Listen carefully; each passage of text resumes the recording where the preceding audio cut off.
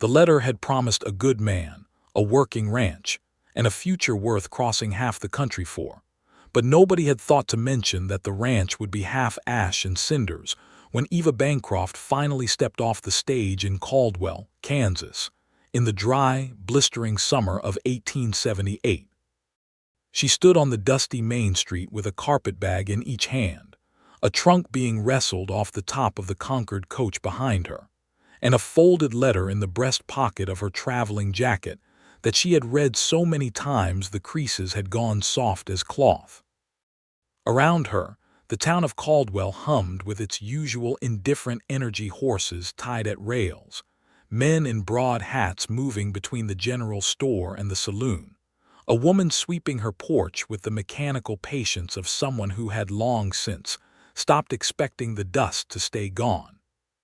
Eva was 24 years old, with dark hair pinned firmly under a cream-colored bonnet, brown eyes that had a tendency to take in far more than she let on, and hands that had known hard work since she was old enough to carry a bucket.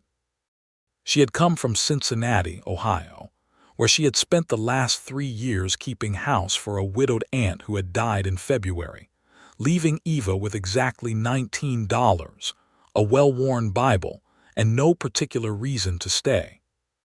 The advertisement had appeared in the Cincinnati Gazette in March, placed by a man named Benjamin Malone of Malone Ranch, Caldwell, Kansas, who described himself as a rancher of good standing, 30 years old, of sound health and honest character, seeking a woman of steady temperament and willing heart to share in the work and life of a working cattle operation on the southern Kansas plains. The letter she had written in response had been careful and honest. His reply had been brief but warm, the handwriting firm and clear, and something in the directness of it had made her trust him in a way she could not entirely explain. That had been in April. It was now July, and she was standing in the street wondering why no one had come to meet her. She waited the better part of an hour, sitting eventually on her trunk while the stagecoach rolled off and the street quieted into its afternoon torpor. The heat was a living thing in Caldwell in July, pressing down from a white sky with the flat insistence of a hand on the back of your neck. Eva fanned herself with her bonnet and watched the street and tried not to let the slow creep of unease become something more dramatic than it needed to be.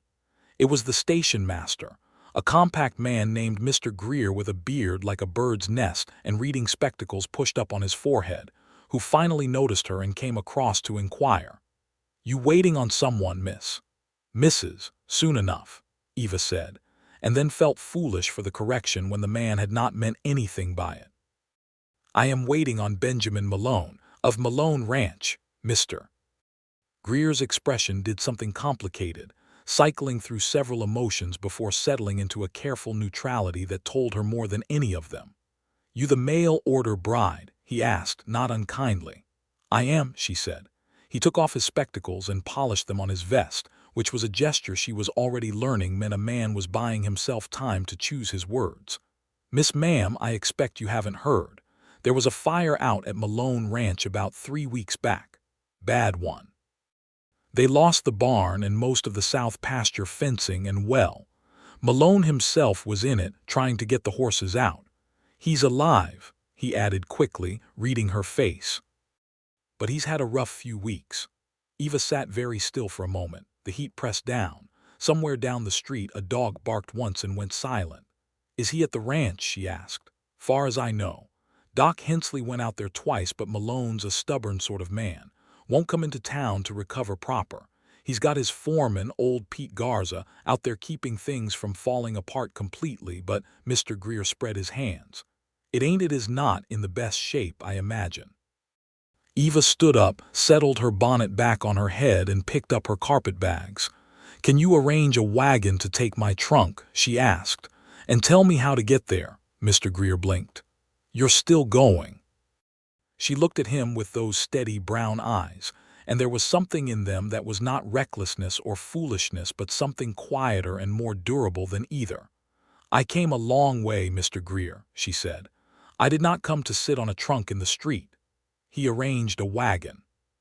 He also, she noticed, gave her a more detailed set of directions than she had asked for, and pressed a parcel of food from the station's kitchen into her hands without charging her for it, and watched from the doorway of the station master's office as the wagon pulled out, with an expression that was equal parts concern and something that looked almost like admiration.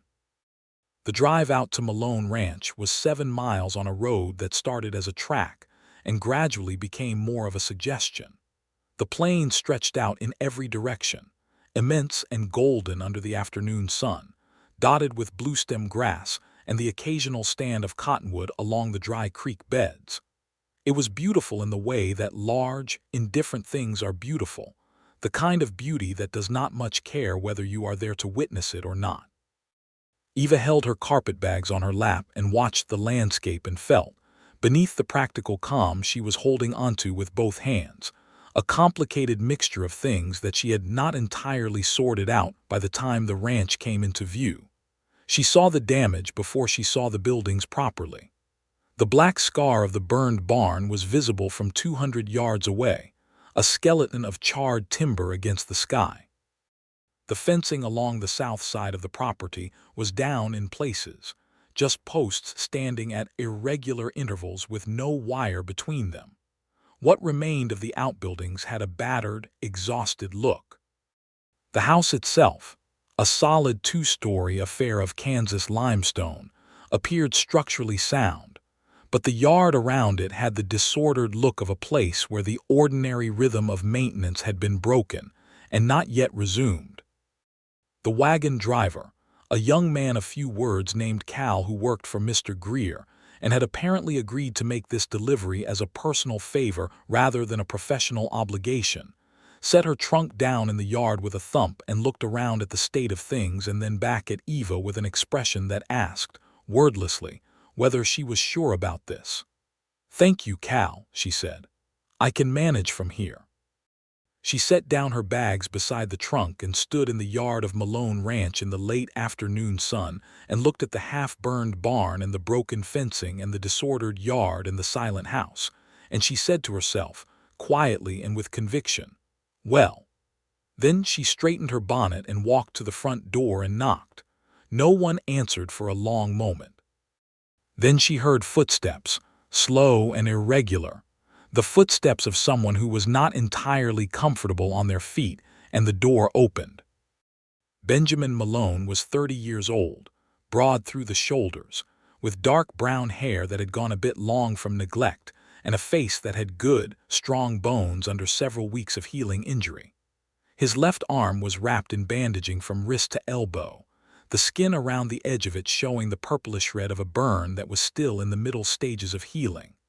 There was a long healed-over cut along his jaw, probably from something falling on him in the fire. He was wearing a shirt that had not been laundered recently, work trousers and no boots because, she would discover later, his feet had also been burned, and while they were mostly healed, the left one still gave him trouble. He was, even in this condition, a very striking man. Eva noticed this in the matter-of-fact way she noticed most things, observed it, filed it, moved on. What struck her more was his expression. He had opened the door expecting, she could not say what, not her. Whatever he had been expecting, the sight of her standing in his yard with her carpetbag set down and her bonnet slightly crooked from the journey and her eyes taking him in with calm, level attention, that was not it. He looked like a man who had been bracing for something and had not braced for this. "Mr. Malone," she said. He stared at her. "Miss Bancroft," he said. His voice was a good voice, low and a little rough, possibly from smoke, possibly just naturally. "You came." "I wrote that I would," she said. "The fire, Mr. Greer told me." He looked past her at the yard, at the carpetbags, at her trunk sitting in the dust, and something moved through his face that was almost too complicated to name. It was shame, she thought, and surprise, and something else, something that had been closed off and was experiencing the unsettling sensation of being looked at directly. "You should go back to town," he said. "This is not, I can't in good conscience ask you to, Mr. Malone," Eva said, and her voice was perfectly pleasant and completely immovable. "I have traveled 800 miles. I have been on a train and then a stagecoach for the better part of 4 days. I am hot, I am tired, I would dearly love a glass of water and somewhere to sit down, and I am not getting back on any vehicle until I have had at least 1 cup of tea. A long pause. I don't know that I have any tea, he said. Then coffee will do, she said.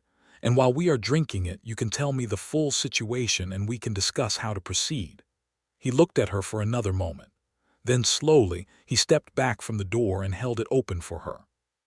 The inside of the house was not in much better shape than the outside.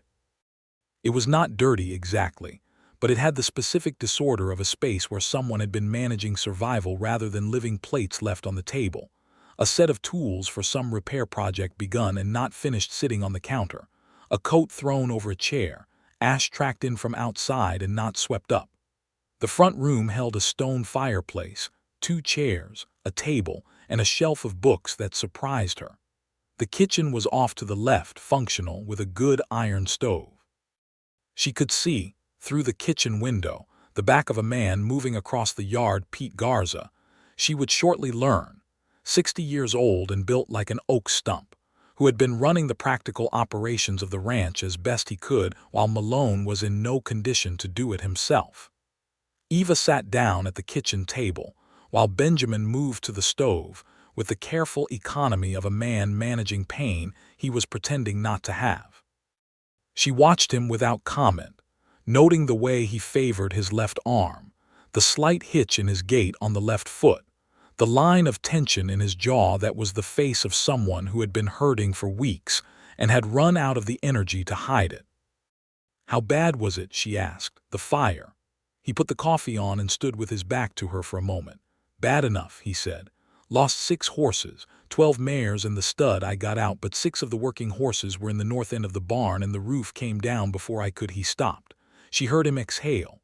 Lost the barn, all the winter feed stored in it, the tack room, and about 80 yards of south fencing when the fire spread to the grass. How did it start? I don't know for certain. There was something in his tone that said he had a suspicion but was not ready to say it. Could have been lightning, dry summer. It could have been a lot of things. He brought 2 cups of coffee to the table and sat down across from her, moving stiffly and wrapped both hands around his cup. She noticed that his right hand was fine. The left had faint traces of the scarring along the back of it that the bandaging did not fully cover. She looked at him across the table. He looked at her. The late afternoon light came through the kitchen window and lay across the table between them, golden and quiet. Tell me honestly, she said, where things stand. He told her. It came out in pieces, the way hard things do, not in any particular order, but she was a good listener and she sorted it as it came. The ranch was 800 acres, or had been functioning as such, carrying about 400 head of cattle and 30 horses. The cattle operation was intact. The fire had not reached the main pastures, but they were short-handed without the 6 working horses. The barn would need to be rebuilt before winter, and the hay stored in it was gone, which meant they needed to source and store several hundred bales of feed before October, or the cattle would be in serious trouble. He had 2 ranch hands besides Pete Garza, a young man named Will Cutler who was 22 and capable but not yet fully experienced, and a man named Hicks who had quit 2 days after the fire, citing the circumstances as too uncertain for his liking. Benjamin Malone said all of this in a flat, factual voice that was not quite as steady as he was trying to make it, and she understood that what she was hearing was not just a recitation of practical problems. She was hearing a man describe the wreckage of something he had built with great effort, and the particular quality of the silence around his words told her that the practical damage was not, in truth, the worst of it. "Were you here alone?" she asked. "When it started, Pete was in town," he said. "Will was out on the East Range. I was in the barn when I smelled the smoke." He looked down at his cup. "I had time to get the horses that I got. The others," he stopped again. She did not fill the silence with comfort because she had the instinct that comfort was not what he needed yet. What he needed was someone to look at the full situation clearly and not flinch. "All right," she said. "Here is what I think. You need that barn rebuilt before the 1st of October at the latest, which gives you about 10 weeks. You need to replace at least 4 working horses, which means purchasing them, which means knowing what funds you have available. You need to hire at least 1 more hand, preferably 2. And you need to let that arm finish healing properly, which it is not going to do if you are out here managing a recovery operation on your own with Pete Garza, who, no offense to the man, is old enough to be your grandfather. Benjamin Malone looked at her with an expression she would come to know very well, that particular combination of surprise and something that was not quite amusement but was adjacent to it, as if she had just done something he had not expected but found he had no argument against. "You sound like Doc Hensley," he said. "Does that mean you didn't listen to Doc Hensley?" A pause. "Not especially." "Will you listen to me?" The question sat on the table between them. It was a direct question, and they both understood it was about more than just the arm. Benjamin Malone was a man who had come to this territory at 22, had filed on this land under the Homestead Act of 1862, had built this ranch from nothing over 8 years of relentless work, and had done it largely alone. He was a man accustomed to his own company and his own counsel, and the fire had broken something in him that was not just physical. It had broken the story he told himself about being able to manage everything that came at him. He looked at this woman sitting across his kitchen table, who had traveled 800 miles to a burning ranch and had set down her bags in the yard and asked where to start, and he felt something shift in his chest that he could not immediately identify. "Yes," he said quietly, "I think I will." The first practical decision was that Eva would stay. This had required a brief, businesslike conversation about propriety, which Eva had dispatched with characteristic efficiency. She had pointed out that Pete Garza could vouch for the arrangement, that the house had 2 separate bedrooms, and that in any case she intended to speak to Reverend Moss in Caldwell at the earliest opportunity about the matter of a proper marriage, because she had not come 800 miles to live in an ambiguous situation. Benjamin had looked almost startled at the last part, as though the actual point of the arrangement had briefly slipped his mind amidst all the practical chaos. And then he had said, with a sincerity that was a little rougher around the edges than he probably intended, that he was grateful she was willing to proceed despite everything. And she had said, simply, that she did not see the point of anything else. That evening she cooked supper from what was in the kitchen: beans, salt pork, cornbread, and they ate at the kitchen table while the sun went down outside and the plains turned from gold to orange to a deep, bruised purple. Pete Garza came in from the yard and was introduced, and the old man shook her hand with the seriousness of someone conducting an important ceremony and said, in accented English that told her he had come north from Mexico perhaps 30 years ago, that it was very good she had come, and that the ranch needed a woman's hand, and that the señor had been eating very poorly. Benjamin looked mortified. Eva looked at Pete with instant warmth. "We will fix that," she said. Pete sat down to supper with them and proved to be a source of practical information that Benjamin had been leaving out, not dishonestly, but with the unconscious selectivity of a man too close to his own situation to see it fully. The south fencing situation was worse than described. 3 separate sections were fully down, and the cattle were already beginning to drift. The 2 remaining horses available for working, beyond the riding stock, were an aging roan and a horse named Copper who had a good temperament, but had been so spooked by the fire that he still would not go near the charred remains of the barn. "Copper is the most important one to settle," Eva said. "A spooked horse is a liability, especially if you are short-handed. What has been done to calm him?" Both men looked at her. Benjamin said with an air of someone revising an estimate, "Nothing yet. Pete has Will tried anything?" "Will does not have the patience," Pete said, with the bluntness of a man who likes the young man in question but is not going to pretend otherwise. "I have some experience with horses," Eva said. "My uncle had a stud farm in Ohio for a while when I was a girl. I am not an expert, but I know the basics." She looked at Benjamin. "I will start with Copper in the morning if you have no objection." "I have no objection," Benjamin said, watching her. She looked back at him, and there it was again, that mutual moment of honest, taking measure attention that neither of them commented on or looked away from too quickly. It was the gaze of two people recognizing that they are dealing with someone more interesting than they had necessarily prepared for. That night, alone in the upstairs bedroom that Pete had quickly put to rights for her with clean linens that smelled of cedar and dust, Eva sat on the edge of the bed and read Benjamin's original letter again in the light of the lamp. The words were the same as they had always been, but they read differently now. She could hear his voice in them now, that low, slightly rough voice, and she could picture the hands that had written them, the right hand that was fine, the left that showed traces of scarring, and she felt something very specific and rather inconvenient beginning to take shape in the region of her chest.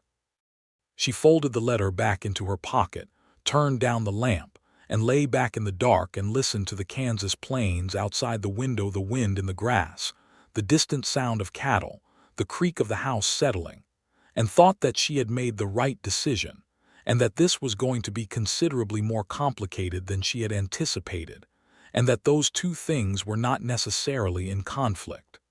In the morning, she was up before dawn. She had the stove going and breakfast made before Benjamin came down, and the look on his face when he came into the kitchen and found coffee hot and eggs frying was a small, uncomplicated thing that she found she wanted to put in her pocket and keep. "You did not need to do this," he said. "I wanted to," she said. "Sit down, your foot is bothering you." He sat down without arguing, which told her that the foot was in fact bothering him quite a lot. She put a plate in front of him and sat down across with her own and said, "After breakfast, I am going to speak with Pete about the fencing priority. And then I want to look at the lumber situation for the barn. And then I want to meet Copper." "You have a list," he said. "I generally have a list," she said. "It is a habit. Does it bother you?" He considered this. "No," he said. "I think I might actually be grateful for it." They ate in the early morning quiet with the first light coming gray through the window and the sound of Pete already moving around outside. There was something unexpectedly comfortable about it, this shared early morning, the ordinary domestic rhythm of it, and Eva thought about all the mornings she had spent alone in Cincinnati, eating breakfast in her aunt's silent kitchen, and found the comparison illuminating. The fencing assessment took most of the morning. Eva walked the property with Pete while Benjamin, under protest but under orders, sat on the porch and stayed off his feet.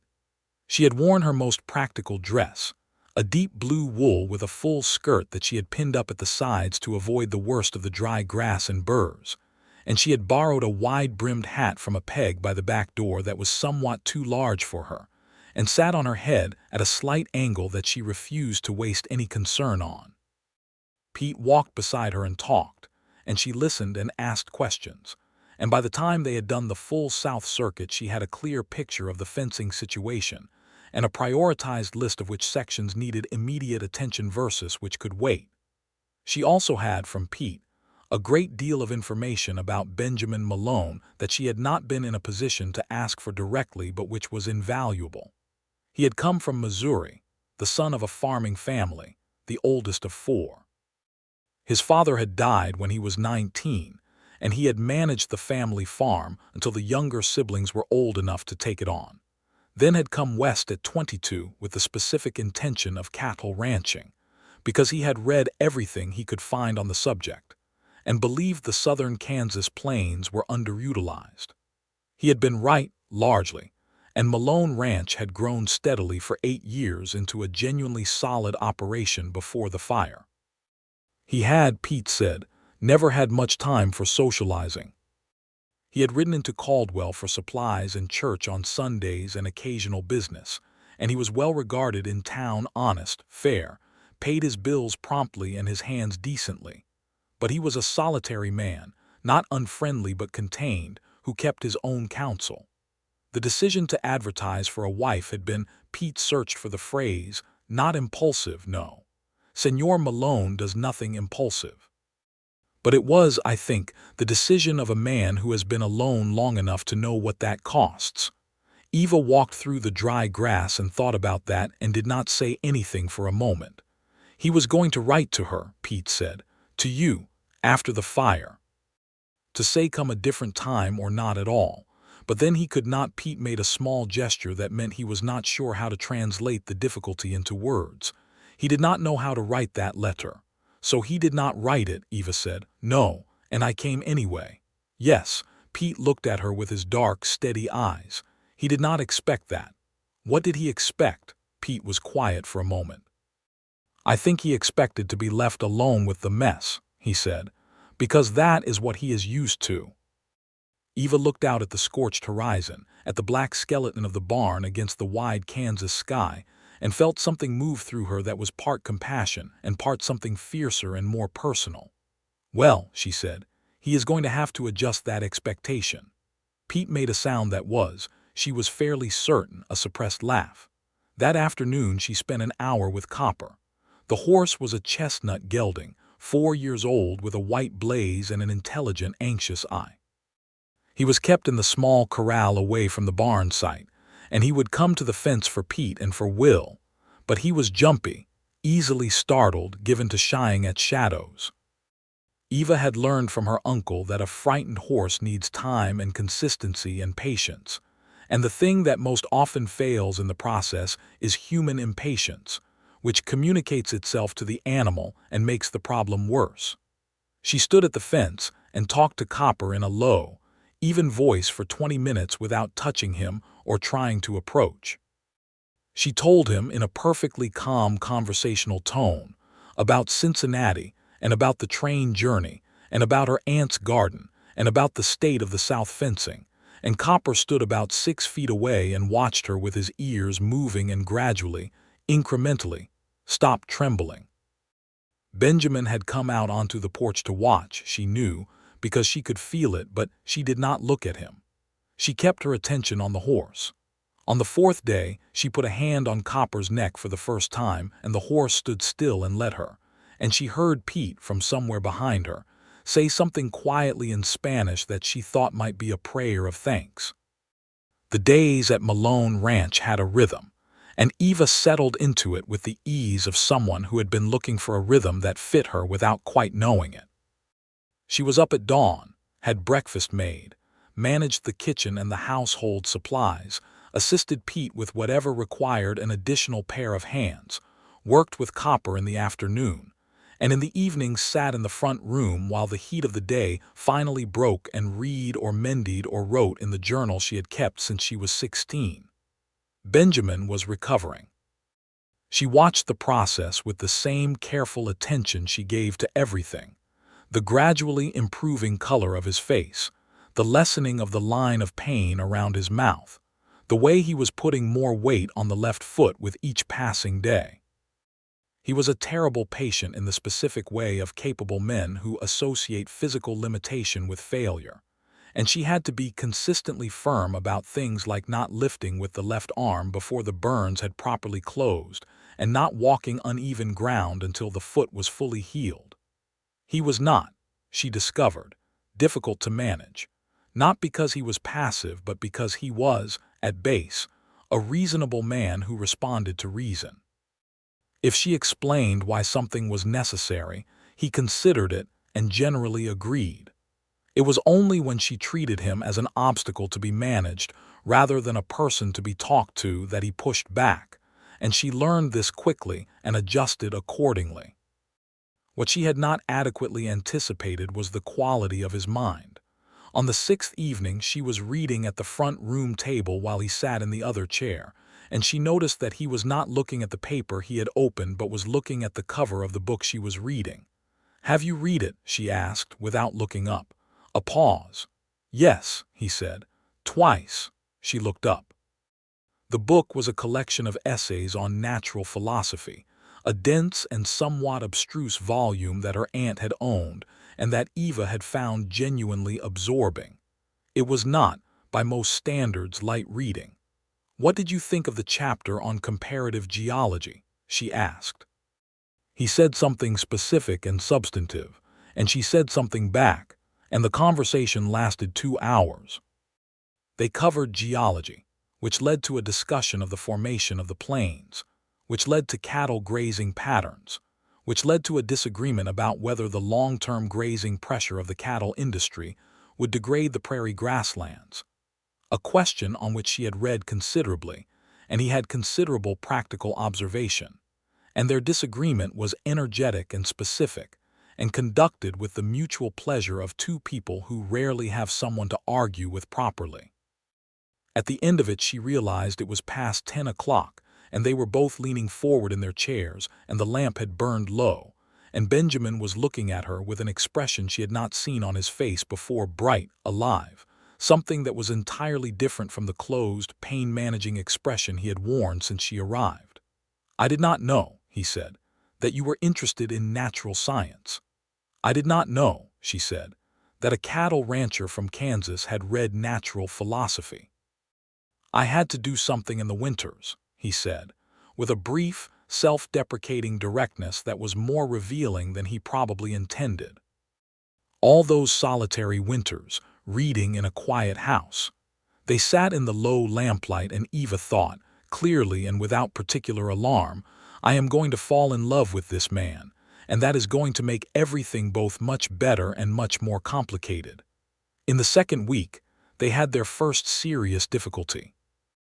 It arrived in the form of a man named Gerald Pratt, who rode into the yard on a Thursday morning with two of his ranch hands flanking him, and an air of the kind of aggressive geniality that is worse than open hostility, because it makes everything harder to call by its right name. Gerald Pratt owned the Double P Ranch 6 miles to the east, a larger operation than Malone Ranch, and he had been, Pete told Eva quietly while they watched the man ride in, interested in purchasing Malone's land and water rights for several years before the fire. He had made offers twice, Benjamin had declined twice, and the fire had apparently reinvigorated his interest. He was a heavy-set man in his mid-40s, with a prosperous look and small, attentive eyes, and he spoke to Benjamin with a heartiness that was technically friendly and actually condescending, the way a man speaks to someone he has decided is already defeated. Eva stayed in the yard while the conversation happened and did not involve herself directly, because it was not her place to do so, but she listened with great care. Pratt expressed his condolences regarding the fire. He expressed his admiration for Malone's stubbornness in not giving up. He then expressed his view that, given the extent of the damage and the considerable cost of rebuilding, it might be a very sensible time to consider the standing offer he had made for the property. He named a figure that Pete, beside her, subtly shook his head at. Benjamin Malone listened to all of this with his arms crossed and his face very still, and then said, in a voice that was perfectly level and not particularly warm, that he appreciated the concern, but the ranch was not for sale, had not been for sale, and was not going to be for sale. Pratt shifted to a softer approach. Had Malone considered the practical difficulties of rebuilding on limited capital? Did he have access to the kind of financing that reconstruction on this scale would require? "We are managing," Benjamin said. Pratt's eyes moved briefly to Eva. "I see you have company," he said, with a tone that put a particular spin on the word company that Eva did not like at all. "My intended wife," Benjamin said, and the steadiness with which he said it and the slight emphasis on the possessive was not lost on anyone present. "Miss Bancroft has recently arrived from Ohio." Pratt smiled and said something bland and polite about hoping she would find the territory to her liking, and then took his leave, and as he rode out of the yard he looked back once, and the look in his eyes had nothing of geniality in it. When the sound of the horses had faded, Pete made a low sound in his throat and said something in Spanish. "What does that mean?" Eva asked. "It means I do not trust that man," Pete said. Eva looked at Benjamin. Benjamin was looking after the departed riders with his jaw tight and his eyes distant. "Neither do I," he said. They stood in the yard in the hot morning sun, and Eva thought about the fire, and about what Pete had said about the cause being uncertain, and about the timing of Pratt's renewed interest, and she filed it all away without saying anything about the conclusion she was drawing. "We need the barn," she said instead, practically, because that was the most immediately solvable problem. "And we need it visible from the road. A standing barn is the clearest possible statement about the state of this ranch." Benjamin looked at her. "You are right," he said. "I usually am," she said, because she had decided that this particular man responded well to directness, and that false modesty would serve neither of them. And then she smiled, which she did not do frivolously, and he looked at her with that arrested expression and looked away. On the following Sunday, they went to town together for church and for provisions and for the meeting with Reverend Moss. It was Eva's first time back in Caldwell since arriving, and the town's attention to their arrival was transparent and somewhat entertaining. She was aware of being observed from multiple directions, assessed, discussed. She kept her chin up and her expression pleasant, and walked beside Benjamin through the main street, with the composure of someone who has decided that other people's curiosity is their business, but their opinions are not. Reverend Moss was a thin man with kind eyes and the no-nonsense practicality of a frontier minister who had married and buried too many people to stand on unnecessary ceremony. He spoke to them together and then to each of them briefly separately, and then said he saw no reason they should not be married the following Sunday, provided the parties were in agreement. The parties were in agreement. Walking back to the wagon, Eva said, "Are you all right with this? I want to be sure. Things are already complicated enough without adding a marriage neither person is fully ready for." Benjamin stopped walking. They were on the boardwalk outside the general store with the afternoon crowd moving around them. He turned to look at her with a directness that matched her own. "I am more than all right with it," he said. "That is, I think, the most honest thing I can tell you. I did not, when I wrote that advertisement, I had a very different expectation of what it would be. A practical arrangement, two people managing a life together reasonably. And I want to be honest with you about the fact that I think you are considerably more than what I expected, and that I am aware of that, and that I am not taking it lightly." Eva stood on the boardwalk and looked at him, and felt the thing in her chest that had been steadily building since she arrived do something definitive and irrevocable. "That is," she said carefully, "probably the nicest thing anyone has said to me." "It is just the truth," he said. "I know," she said. "That is why it is nice." They looked at each other in the afternoon sun of Caldwell, Kansas, and they were both, for just a moment, quite unable to look away. They were married the following Sunday. It was a small ceremony, because they were practical people and it was a working week, and there was no time for elaborate preparation.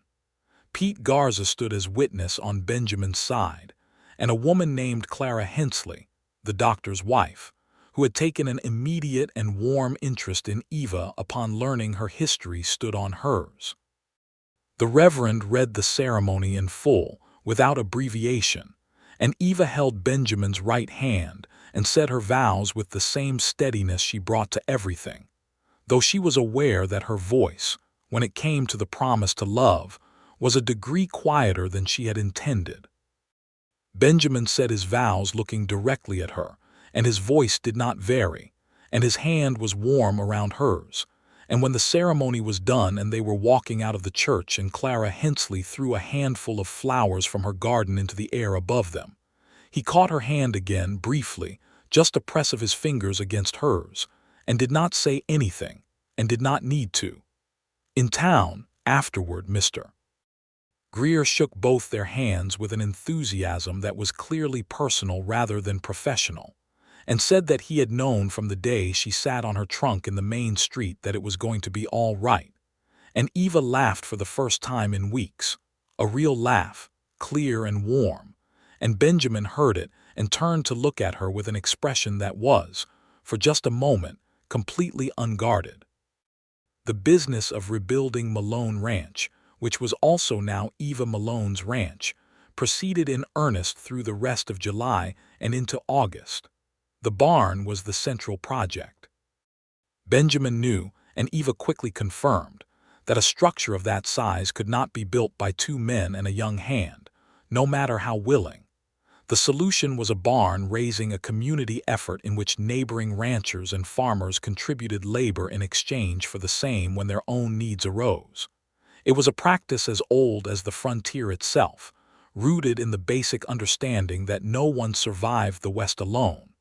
Eva organized it. She was good at organization, and she was good with people in a way that Benjamin, who was privately a somewhat solitary man, was not entirely comfortable being. She rode into Caldwell with Pete 4 days after the wedding and called on 6 neighboring families personally, explaining the situation plainly, expressing the ranch's need and their intention to reciprocate in kind. And by the time she left town that afternoon, she had confirmed commitments from 4 families and tentative agreement from 2 more. "How do you do that?" Benjamin asked, when she reported back. "I ask directly, and I do not apologize for asking," she said. "People generally respect that." He looked at her with that expression that was becoming familiar and that she was learning to read as a combination of admiration and something more personal that he had not yet fully figured out how to say. "I do not think I could do that," he said. "You do many things I could not do," she said. "That is, I believe, the point of the arrangement."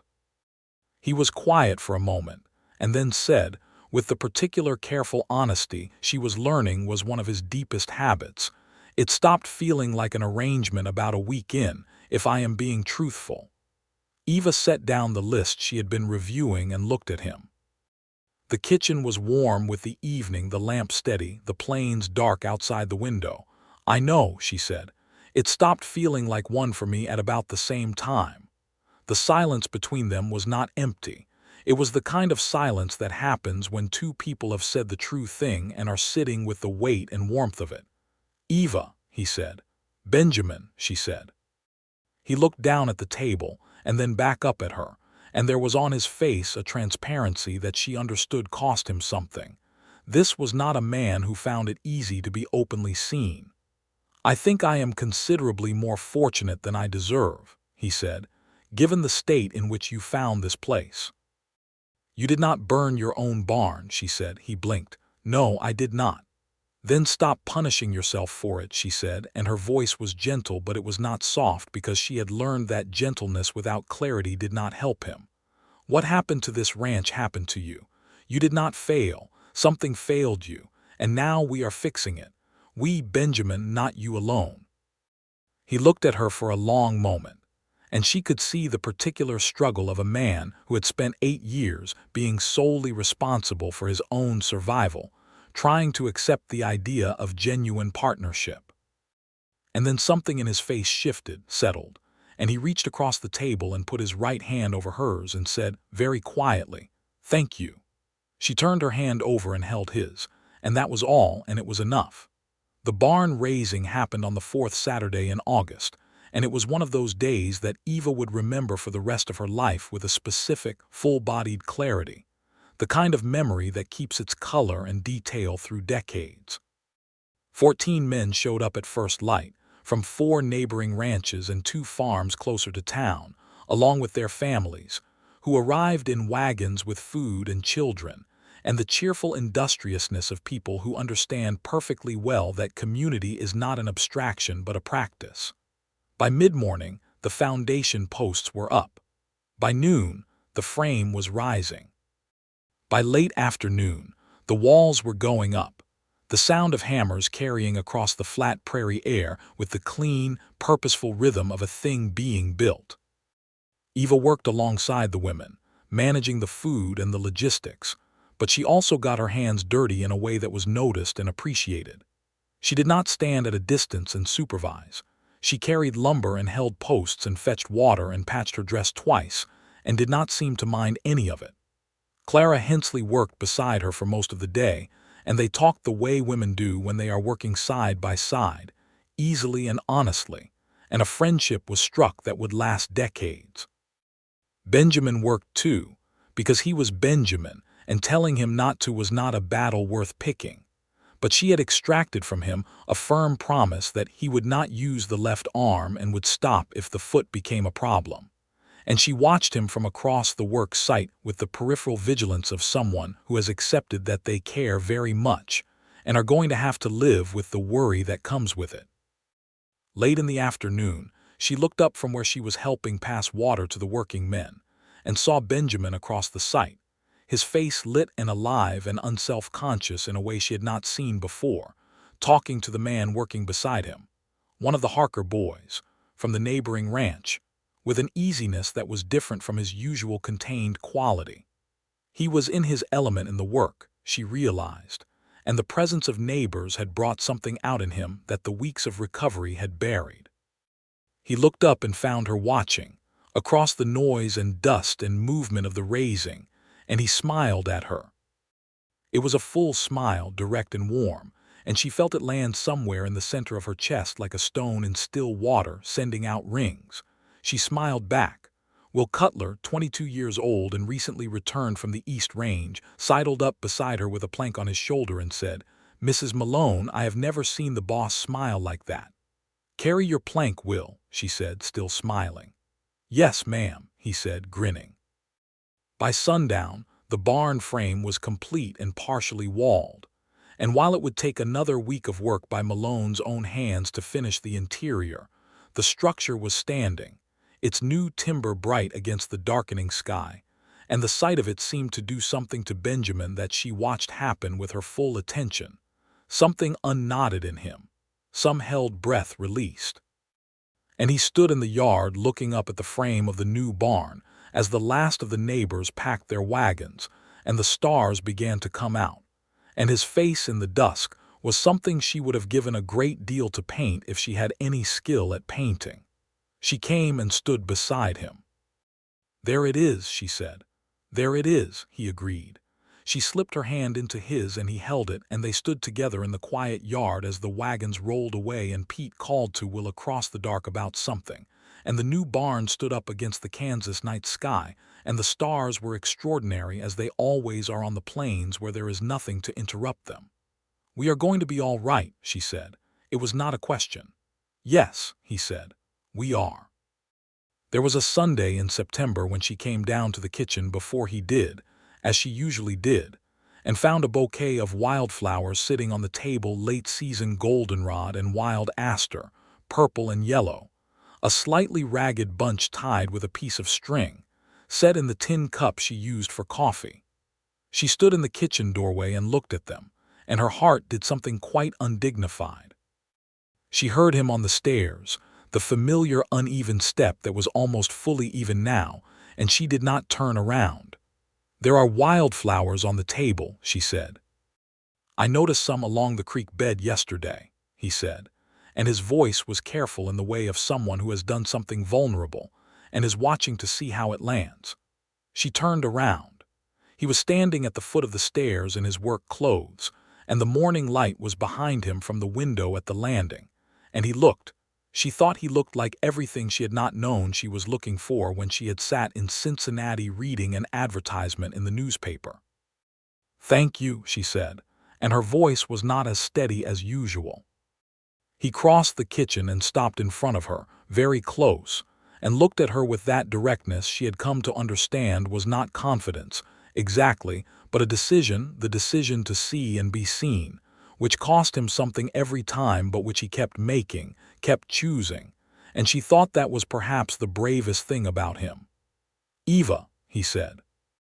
"Yes," she said, because she knew what he was going to say, and she did not want him to have to build the full architecture of it when the thing itself was already fully present between them. He kissed her, slow and careful, and she put her hands against his chest, and neither of them said anything else for a while, and the wildflowers sat in their tin cup on the kitchen table with the early morning sun on them, gold and purple and perfectly still. The question of the fire and Gerald Pratt came to a head in October.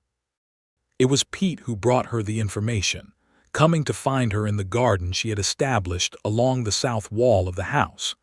She had planted late-season kitchen herbs in August and was now harvesting the last of them before the first hard frost. He sat down on the stone wall and turned his hat in his hands and said that there was talk in town that he thought she should know about. The talk, which had been circulating among the ranch hands of several properties, was that the fire at Malone Ranch had not been lightning or accident. The story, as assembled from several partial accounts, was that two men in the employ of Gerald Pratt had been seen near the Malone property the evening before the fire, and that one of them had been dismissed by Pratt shortly after the fire, apparently for talking too freely in the Caldwell saloon. Eva sat on the garden wall with her herbs in her apron and felt something cold and hard settle in her stomach. "Have you told Benjamin?" she asked. "Not yet," Pete said. "I came to you first." "Why?" Pete was quiet for a moment. "Because he will be angry," he said, "and anger sometimes makes a man do things that are harder to undo than the original wrong." Eva understood this. "All right," she said. "We will tell him together, tonight after supper." They did. Benjamin's face, as Pete laid out what he had heard, went very still in the way she had learned meant that something significant was happening underneath. He sat at the kitchen table and his hands were flat on the tabletop and his jaw was tight, and she watched him work through it. "This is rumor," he said when Pete finished. "Yes," Pete said, "but there are 3 separate sources and they are consistent." "It is not proof," Benjamin said. "No," Eva said quietly, "it is not, and that is what matters legally. Without proof, any action you take will be characterized as aggression, and Pratt is a wealthy man with the contacts to make that characterization stick." Benjamin looked at her. She could see the anger in him, banked and controlled, and behind it the other thing, the knowledge of what the fire had cost, the horses that had died, the weeks of pain, the near destruction of everything he had built. She wanted to let him be angry. It was a reasonable and entirely justified response, but anger was not what this situation required. "What do you think we should do?" he asked. She had been thinking about it since Pete first sat down on the garden wall. "I think we make the ranch so obviously thriving that purchasing it becomes less attractive," she said. "I think we speak to Sheriff Delaney in town, not with accusations but with a request for awareness, so that he knows what has been said and will be watching. I think we make it very clear, in every interaction, that Malone Ranch is not for sale at any price and that we are not going anywhere. And I think we rebuild visibly and with confidence, because nothing says the fire did not achieve its purpose more clearly than a ranch that is in better shape than before." Benjamin was quiet. Then he said, "And Pratt, let him make the next move," she said, "and when he does, let it be in front of witnesses." He looked at her for a long moment. "You are very good at this," he said. "I grew up around difficult people," she said simply. "I learned that the best answer to someone who is trying to frighten you is to refuse to be frightened." She could see him deciding to trust her judgment, and she was aware of what that meant, that he was not simply accepting her advice but was choosing to be, in this particular way, a team, and that the choice was deliberate and not small. "All right," he said. "We do it your way." They went to Sheriff Delaney the following Tuesday. The sheriff was a weathered, measured man who had been in Caldwell since 1872 and had a gift for listening to what was being said beneath what was being said. He heard them out, asked several careful questions, and said that while he could take no formal action on the basis of saloon talk, he would be conducting a general increase of his patrols in the area and would be keeping both names in mind. He shook Benjamin's hand and then Eva's with equal seriousness, and as they left said, in a tone that was deliberately offhand, that Caldwell was glad to have the Malone Ranch staying in good health, because the community could not afford to see good people driven off their land. The winter of 1878 came early and hard, as Kansas winters do, and settled over Malone Ranch with a flat, white seriousness that was both beautiful and demanding. The barn was fully finished and stocked with feed, and they had replaced 4 of the 6 horses lost in the fire, 2 good working quarter horses purchased in Caldwell and 2 from a breeder near Wichita. And Copper was, if not fully his old self, at least reliable and trusting under Eva's continued patient handling. The cattle came through the first hard weeks well, and Pete and Will managed the winter feeding with competent routine. Benjamin's injuries were by now essentially healed. The burns on his arm had closed into smooth scar tissue that he would carry the rest of his life. The foot was sound, and there was nothing about his movement that retained its former care except on the coldest mornings when everything complained at once. They were, by October, genuinely in love. Not the cautious, still assessing love of the early weeks, but the deep, daily, fully inhabited love of two people who have seen each other clearly and chosen each other with full information.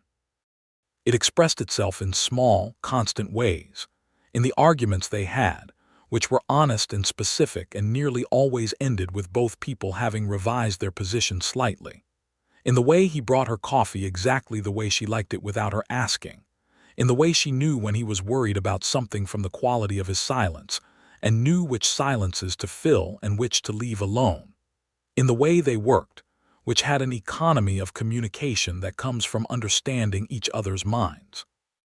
On a snow-quiet evening in November, sitting by the fire while the plains outside were deep in the season's second snowfall, Benjamin said, "I need to tell you something I have been meaning to tell you." She looked up from her mending.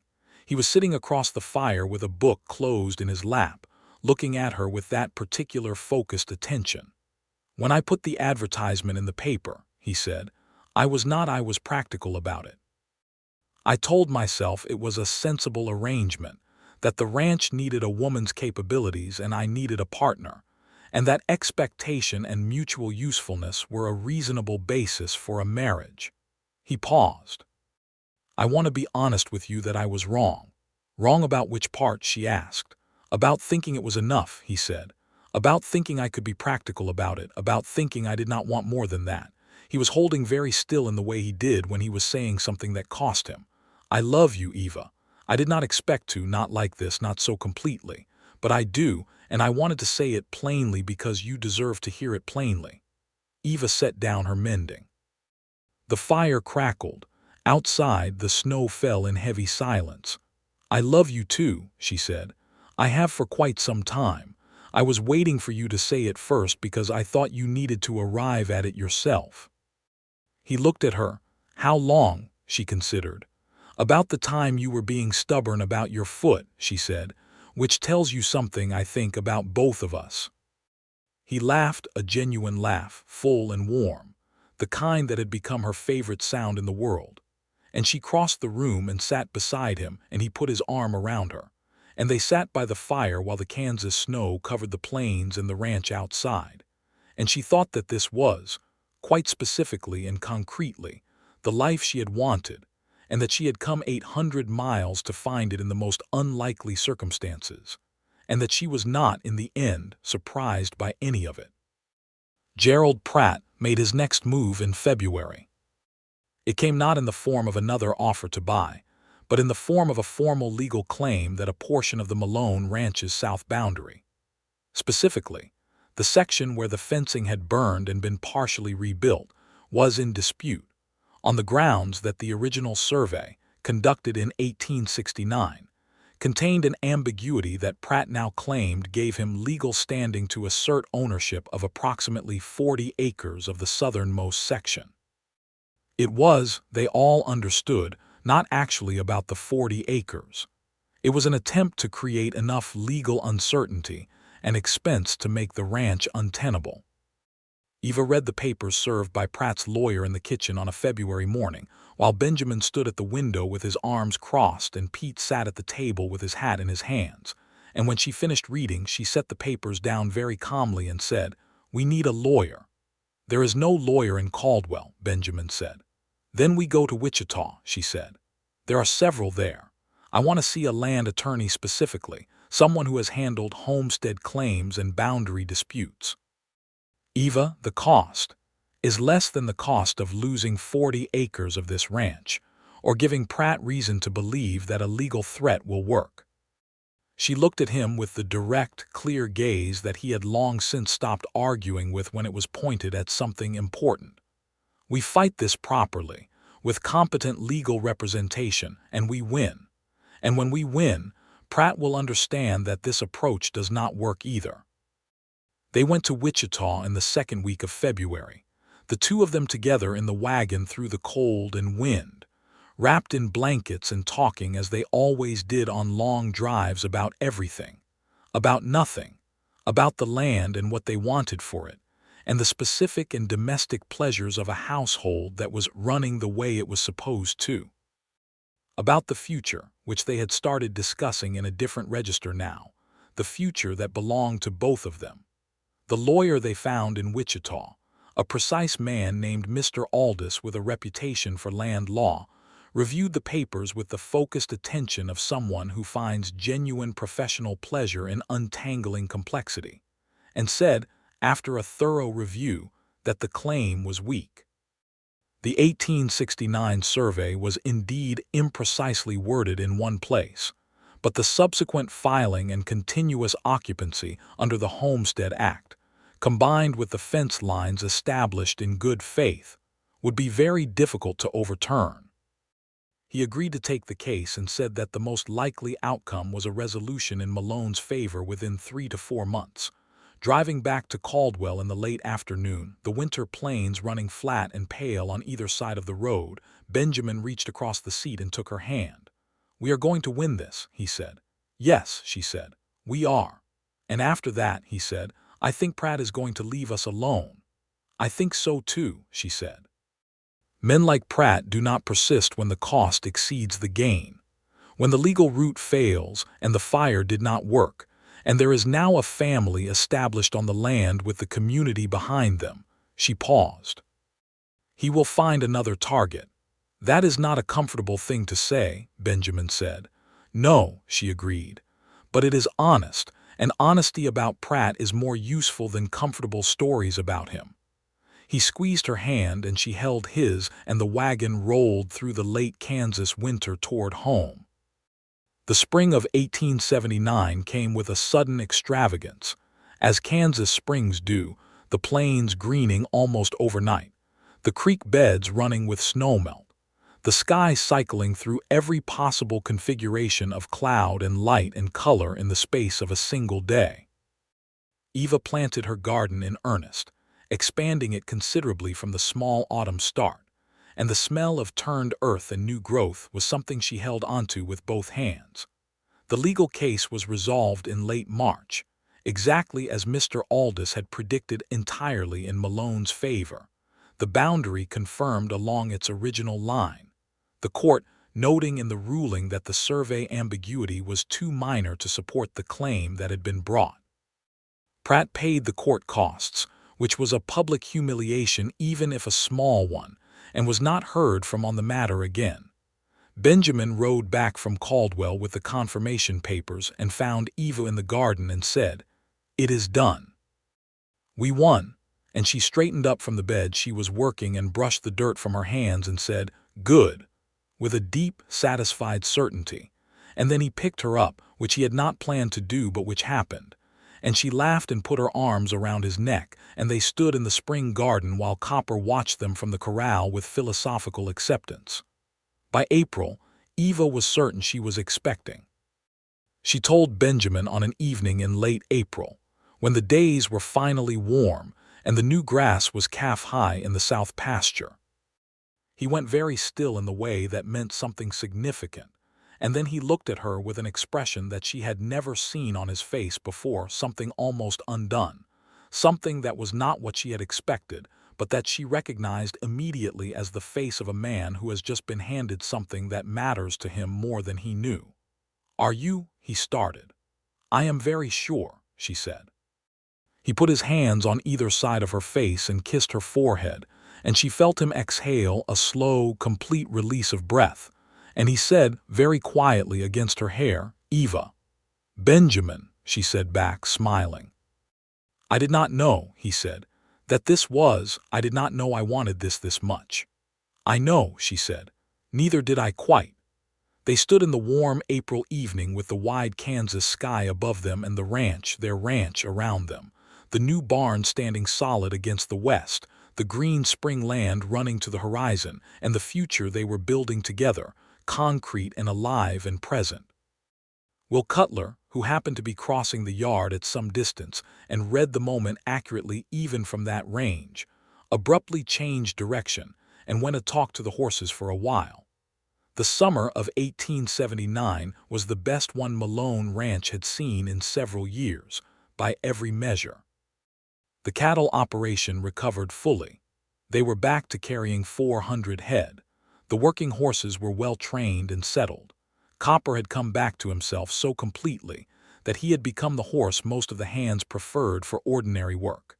And Eva's consistent, patient management of his rehabilitation was a source of quiet pride to her that she rarely mentioned, but that gave her satisfaction every time she saw him move willingly around the yard. Pete Garza's health had been a quiet concern through the winter, nothing specific, just the accumulating weariness of a man who had been working hard land for 40 years, and whose body was beginning to express its opinion of this. Eva had managed him with the same combination of firmness and warmth she applied to everything, ensuring he had proper meals and appropriate rest, and was not taking on the physical tasks that should be left to will. In June, they hired a second young hand named Marcus Webb, 20 years old, from a farm family near Wichita, who proved to be hardworking and quick to learn. The ranch was staffed and functioning and financially sound for the first time since before the fire. Benjamin had said one evening with a rueful honesty that was very him that he had been carrying the ranch and the household on his own for so long that the experience of actually having adequate help felt slightly surreal. "You did not like asking for help," Eva said. "No," he agreed. "I was not good at it. You are better now." He looked at her sidelong. "Because of you." "No," she said, "because you decided to be. I just provided occasion for the decision." "That is a very generous interpretation." "It is the accurate one," she said. "You are the one who keeps making the choice to do things differently. I am just here." He reached over and tucked a loose strand of her hair back, a gesture he had developed in the spring, and which she had never told him was her favorite thing he did, and said, "You are not just here. You are the reason this is worth doing." She covered his hand with hers and said nothing, because the truth was she felt exactly the same way, and some things are better held than spoken. Their son was born in November 1879, on a cold, clear night when the stars were so bright over the plains they seemed close enough to touch. He was large and healthy and furious about being born, which struck his father as promising. They named him Thomas James Malone Thomas for Eva's father, James for Benjamin's. He had Benjamin's dark hair and Eva's eyes, and from the first day of his life he had an opinion about everything, which was perhaps inevitable. Pete held him on the second day with the seriousness of a man holding something very valuable and fragile, and said in Spanish, a quiet prayer that Eva did not understand word by word but understood completely. And Will Cutler looked at the baby from a respectful distance, with the expression of a young man confronting the concept of new life for the first time, and finding it both impressive and slightly alarming. Benjamin held his son and looked at Eva in the lamplight, and she looked back, and they were both in that moment completely legible to each other. Everything they had come from, everything they had built, everything that was still ahead, all of it visible and shared and held in common between them. "We started with a burned barn," he said, "and half a barn's worth of fence," she added. "And you stood in the yard with your bags and asked where to start. And you let me in," she said. That was the important part. He looked at her with the full depth of everything he felt, which was considerable and which he was, she was glad to say, no longer in the habit of keeping to himself. "I will never be finished being grateful you came," he said. "I will never be finished being glad I did," she said. Thomas James Malone, 3 days old, made his opinion known loudly, and they both laughed, and the ranch was warm and lit and full of life around them. The years that followed built themselves on the foundation that had been laid in that first fire-scorched, improbable summer. Malone Ranch expanded gradually, and sensibly. Benjamin had a rancher's patience with growth, which is to say he understood that the land sets the pace, and that the work of a single generation is always preparatory to something larger. They acquired the south pasture that Pratt had briefly attempted to claim in a legal transaction 2 years later, when Pratt's own operation ran into difficulties, and he was forced to sell sections of his grazing land. Eva had, when Benjamin brought this news home with a carefully neutral expression, allowed herself one single moment of perfectly satisfied silence before agreeing that yes, they should acquire it. Pete Garza stayed on as long as his health permitted, which was through the winter of 1881, and when he finally told Benjamin that he was going back to his sister's family in New Mexico, the parting was the kind that does not embarrass anyone by pretending to be less than it is. Benjamin shook his hand and held it, and Pete told him, in a mix of Spanish and English that Eva by then understood well, that he had watched this ranch be built twice and was proud of both versions and was content.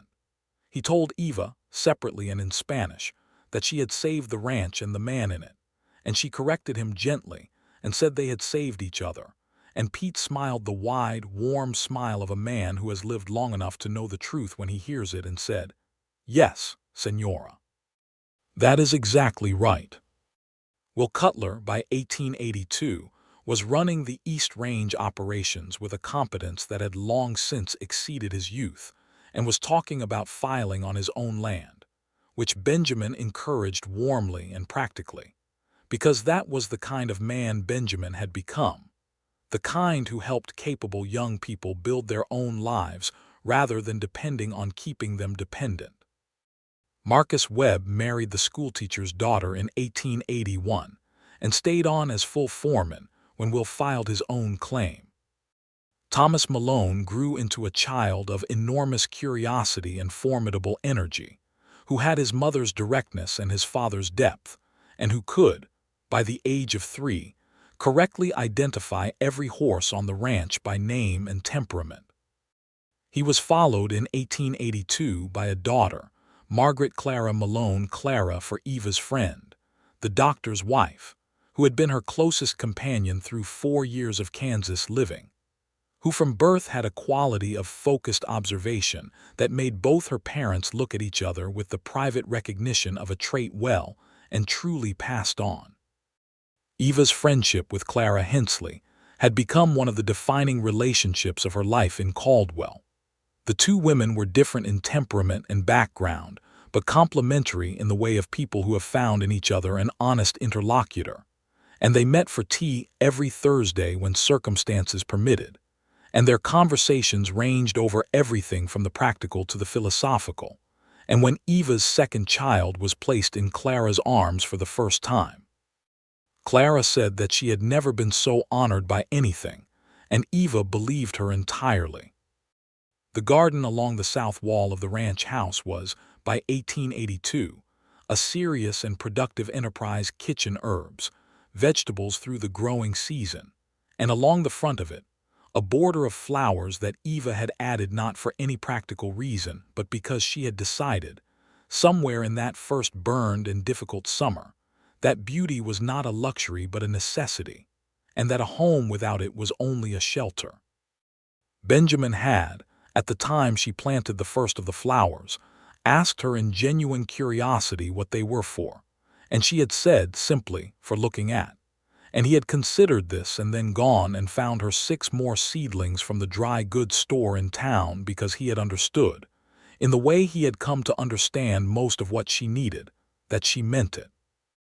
The roses that now climbed the south wall had been planted from those seedlings, and in July they bloomed deep red against the Kansas stone, visible from the road, visible from the yard, the first thing you saw when you rode toward the ranch in the summer. In the evenings they sat on the porch. This was a habit that had started the first summer, and had become so fixed in the rhythms of the household that the children knew it as simply what evenings were, the hour after supper when the day's work was finished, and the family sat on the porch in the slowing heat, and watched the plains settle into dark, the sky going through its theatrical sunset colors over the flat horizon. Thomas usually had an opinion about the sunset. Margaret was, at 1 year, mostly concerned with the horses visible at the corral, toward which she extended one imperious arm whenever they appeared.